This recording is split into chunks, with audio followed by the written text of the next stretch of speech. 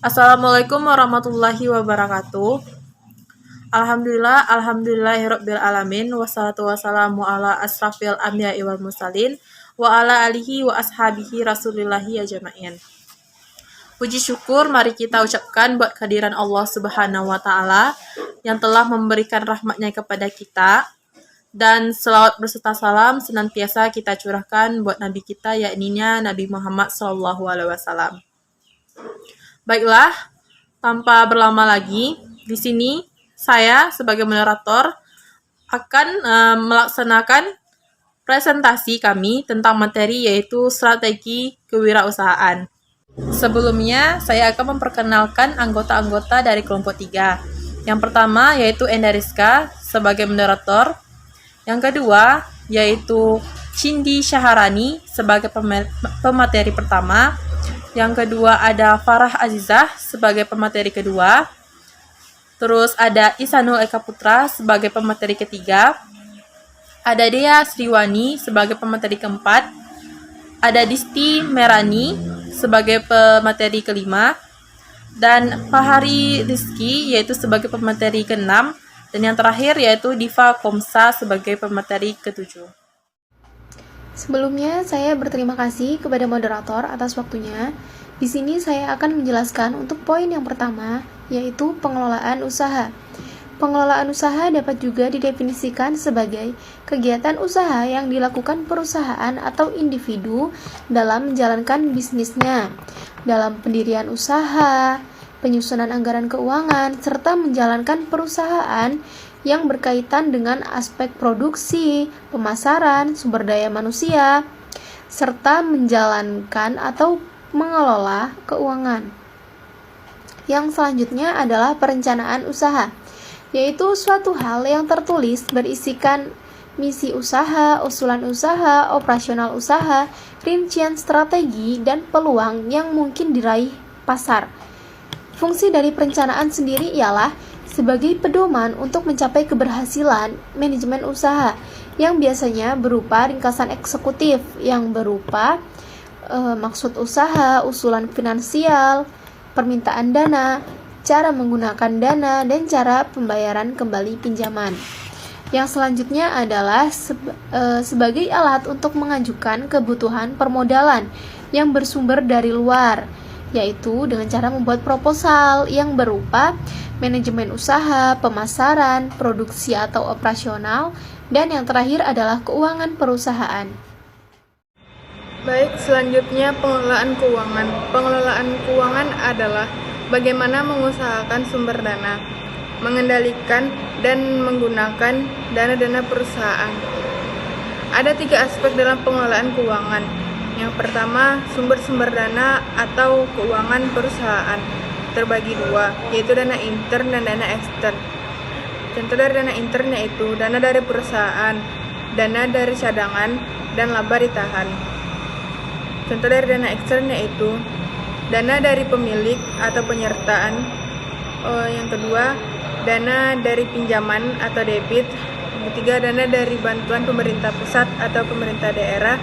Dan keempat, dana dari teman atau keluarga yang ingin menanamkan modalnya atau meminjamkan modalnya.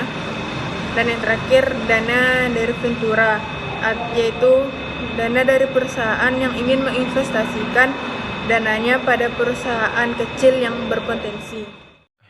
Baik, saya akan melanjutkan yang kedua, perencanaan dan penggunaan dana. Biaya awal, rancangan keuangan yang pertama yaitu pembukaan neraca harian, yang kedua rancangan neraca pendapatan, yang ketiga rancangan aliran kas. Yang keduanya analisa pulang pokok atau BEP. Yang pertama biaya awal yang tidak terduga, biaya administrasi, biaya sewa bangunan, biaya asuransi, dan biaya lain-lainnya. Pengawasan dan pengendalian dana, teknik dan strategi pemasaran. Bagaimana suatu barang dan jasa dihasilkan bisa didistribusikan atau dipasarkan maka melalui kegiatan pemasaran. Pemasaran merupakan kegiatan yang meneliti yang pertama yaitu kebutuhan dan keinginan konsumen atau prop, yang kedua menghasilkan barang atau jasa atau produk, yang ketiga menentukan harga atau price, yang keempat mendistribusikan barang dan jasa atau place, yang kelima mempromosikan atau promotion. Selanjutnya ada strategi pemasaran. Yang pertama ada perencanaan pemasaran. Yang kedua bauran marketing mix. Yang ketiga kiat pemasaran usaha baru, yaitu cari peluang pasar. Yang kedua tempat yang tepat. Yang ketiga banyaknya barang yang dibutuhkan. Dan yang keempat tentukan target apa yang hendak kita capai. Perencanaan pemasaran. Yang pertama penentuan kebutuhan dan keinginan konsumen atau riset pasar. Yang kedua memilih sasaran khusus atau segmentasi pasar. Yang ketiga menempatkan strategi pemasaran dalam persaingan. Yang keempat pemilihan strategi pemasaran dengan menggunakan marketing mix. Lalu ada bauran marketing mix, yaitu adalah strategi pemasaran yang dapat menentukan kesuksesan perusahaan dalam mengejar profit atau keuntungan maksimal. Di antaranya adalah 1. Kebutuhan dan keinginan konsumen. Lalu 2. Menghasilkan barang atau jasa. Ketiga, menentukan harga. Keempat, mendistribusikan barang atau jasa. Lalu yang terakhir adalah mempromosikan.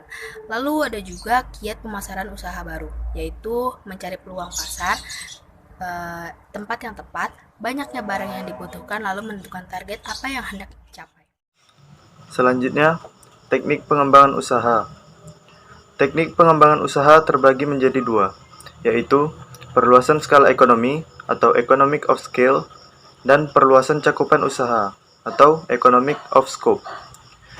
Perluasan skala ekonomi yaitu menambah skala produksi, tenaga kerja, teknologi, sistem distribusi, dan tempat usaha. Sedangkan perluasan cakupan usaha yaitu diversifikasi usaha ekonomis yang ditandai oleh biaya produksi total bersama. Misal, menambah jenis usaha baru, produk, dan jasa baru yang berbeda dari sekarang diproduksi atau diversifikasi.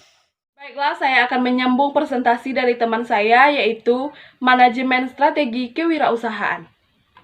Manajemen kewirausahaan menyangkut semua kekuatan perusahaan yang menjamin usahanya betul-betul eksis. Yang kedua yaitu strategi kewirausahaan. Strategi kewirausahaan ada beberapa poin, yaitu strategi bagi pemimpin pasar atau market leader. Kedua yaitu strategi bukan pemimpin pasar adalah perusahaan yang memiliki posisi kuat atau bukan market leader di pasar dan memiliki strategi tertentu. Selanjutnya, strategi yang dilakukan pada tahap pertumbuhan. Kedua, memelihara semangat atau spirit wirausaha. Untuk mendorong perilaku kreatif agar wirausaha mendapat keuntungan di pasar ada beberapa cara.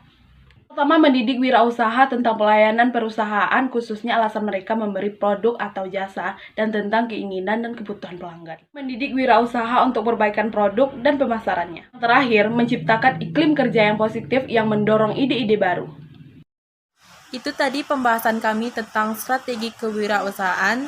Akhir kata, saya sebagai moderator mengucapkan wabillahi taufiq wal hidayah. Wassalamualaikum warahmatullahi wabarakatuh.